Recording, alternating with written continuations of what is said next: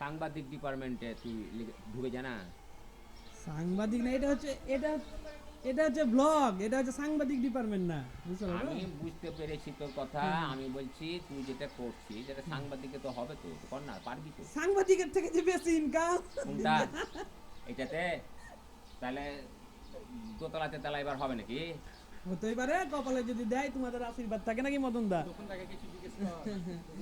কাকে? দোকানদারকে দুঃখনদাকে জিজ্ঞেস করবে। দোকানদারকে জিজ্ঞেস কর যে এই বাড়িটা কত সালের, কত ইয়ে, জিজ্ঞেস কর বলবে। বল জানে না, তো, জানে তো। বলো। বলো কিছু। কত সালে আমার জন্ম হয়েছে কেমন করে বলবো? ভালো করে বলো, সামনে বলো, তাকে বলো। আমাদের তো নাগরিকতা নাই রে, কি করে হবে?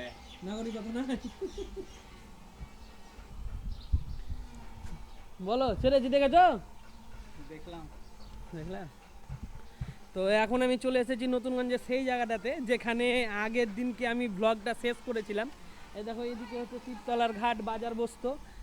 এই যে সব আগেকার যুগের সব জমিদারদের বাড়ি, মদনদার দোকান, হ্যাঁ, এগুলো সব দেখিয়েছি। তবে এখন এই মুহূর্তে আমি আবার এই পোস্ট অফিসের রাস্তা ধরে হেঁটে যাব, হেঁটে গিয়ে সাব সেন্টারটা দেখাবো। সাব সেন্টারটা দেখানোর পরে আমরা গ্রামের এই রাস্তা ধরে সোজা চলে যাব। সোজা চলে গিয়ে আমরা রেশন শপটা তোমাদেরকে দেখাবো।